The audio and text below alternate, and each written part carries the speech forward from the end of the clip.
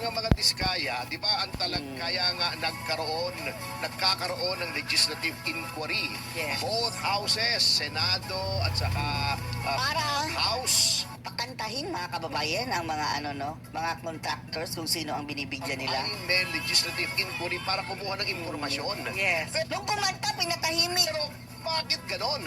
Kapag nagbibigay yung isang tao ng impormasyon, sila pang minamasama. Hindi maganda, alam nyo. Nabubuking ang friendship eh. Ito si Soto mga kababayan, di ba? Siguro nagkatapa. Marami nga nagsabi mga kababayan, hindi na daw Tito ang pangalan, kundi Tuta.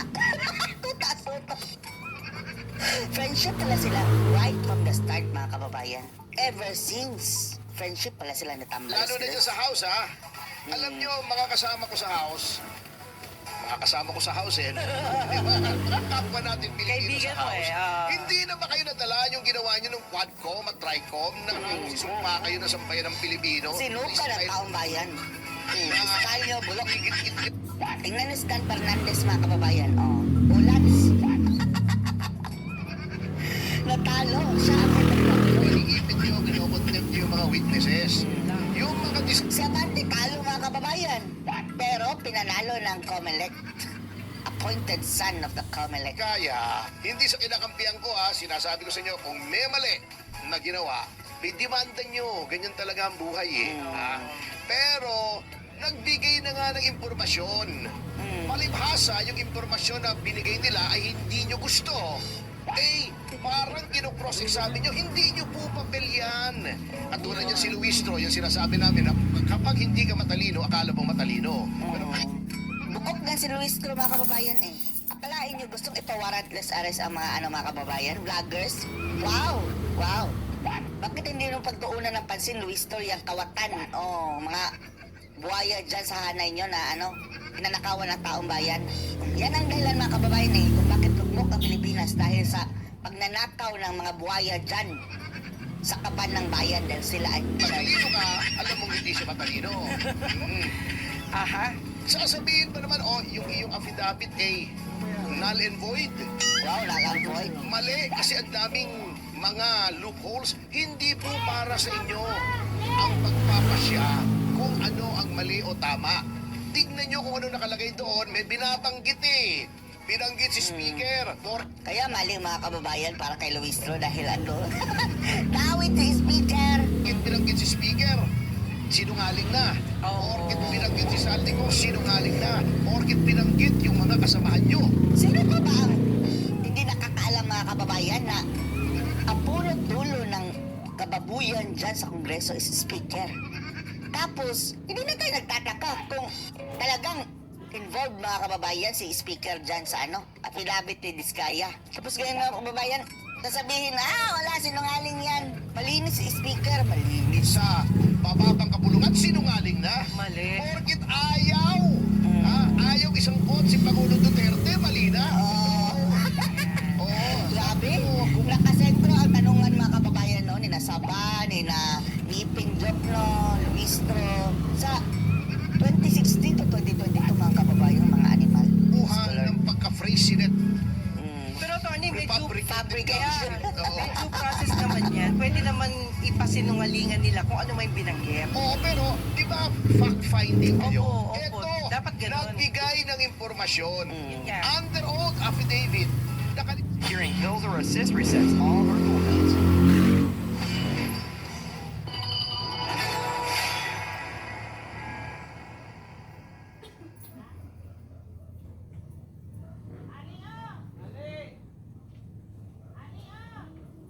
It's the last day of the month. You could be scrambling to hit quota, or not.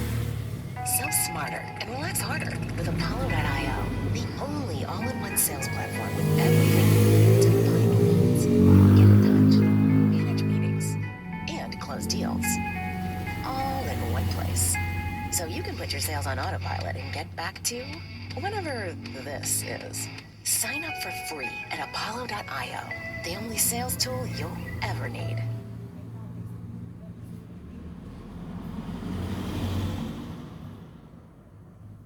Nakalimutan yata, abogado pa naman si Luistro, ano? Nakalimutan. Nakalimutan yata niya yung principle that an affidavit Opo. Isa din yan ha. Yan sa Luis Tro mga kababayan, isa din yan sa dapat imbestigahan ha. Dahil malamang sa malamang, isa yan sa mga beneficiary mga kababayan dyan sa nagpifiesta sa mga perang nakuha ni Tamba. Nakita natin yan mga kababayan, namigay-migay ng pera ha, sa kasagsagan ng mga kababayan, kampanya ba yun? Basta nag-file na sila after ng filing of mga kababayan candidacy. Pray over pang animal visit. Akala niya sa kanya ang pera. To full faith and credit upon its face. Yes. Kasi sworn yan, sinumpaan yan. Hindi para sa komite ng House na sabihin may perjury. Tama po. Tama ka. Tama May po. due process. Kung mali yan, abay, di-demanda nyo sina Diskaya. Correct. At ang ini-implicate pa nila mga kababayan ha, ang kasabwat daw na nag-edit doon sa parang kinlit up daw mga kababayan ng affidavit ni Vizcaya. Parang lumalabas sa si Marcoleta, ha? Sino bang head ng Blue Ribbon, di ba si Marcoleta mga kababayan? Parang daw, sinelect daw mga kababayan ng Blue Ribbon. O kung pagbintangan mo ang Blue Ribbon, si Marcoleta ang matatamaan yan. Anong mapapala ni Marcoleta sa pag-e-edit dyan, ha? Eto dapat kastiguhin na Marcoleta mga kababayan ito nang bibintag sa kanya niyan. Oo, kung may legal personality ka. Opo. Pero para sabihin mo doon, nagbibigay na nga ng impormasyon yung tao. Kasi in-question niya, di ba? Natatawa nga ako rin sa mga tao ito eh. Tapos ang problema pa mga kababayan, ayaw nilang maniwala kay Diskaya dahil andun si Tambalos-los at si Zaldico. Pero kay mga kababayan, Hernandez, parang talagang universal truth. Wala talagang mga kababayan, pagkilatis, walang intimidation.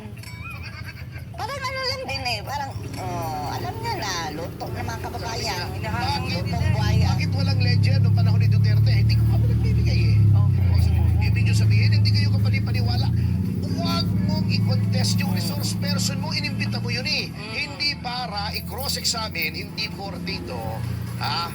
Kung ganda lang ng Tatay Digong mga kababayan, walang isyong ganito, mga ghost project. Kung mayroon man, siguro, mayroon pa ilang nakalusot mga kababayan, pero hindi karapalang katulad nito mga kababayan.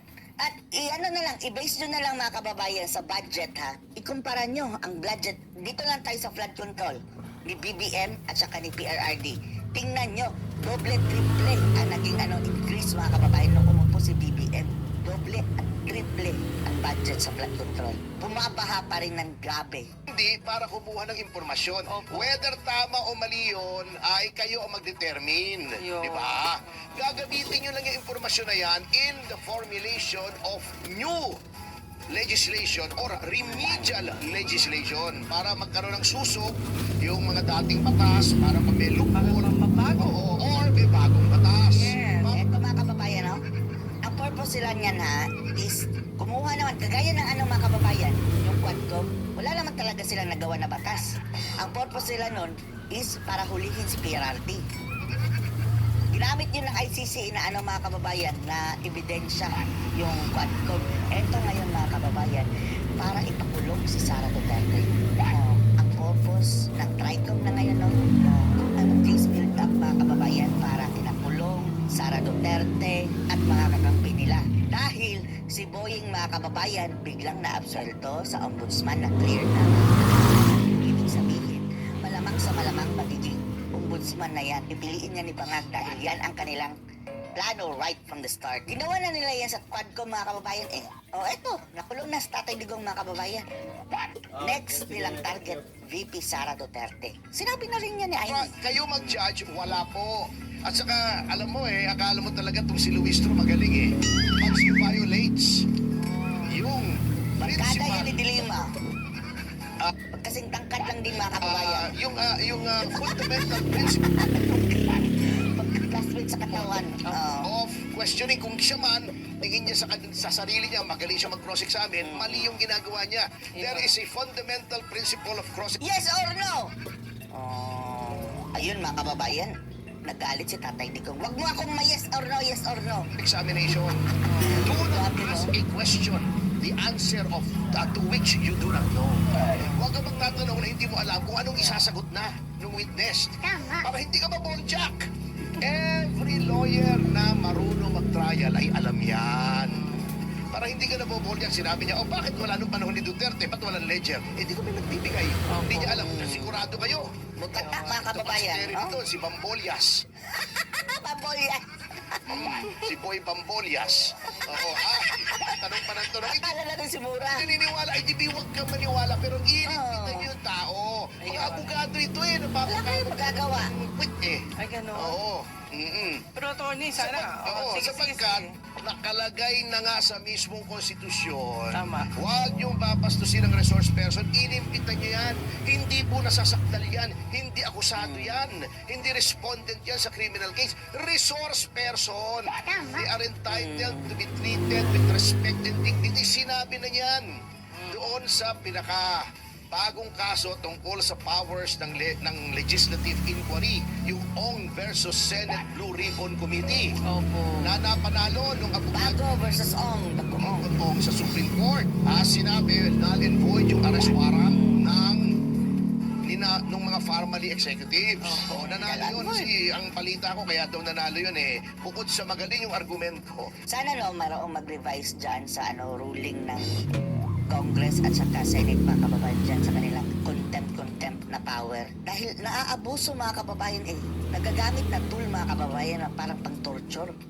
Guys, alam nyo ba na pwede na ngayon mamili sa Timo nang walang bayad? As in legit, 0 peso ang babayaran mo. I-download mo lang ang Timo app para lang to sa mga bagong user.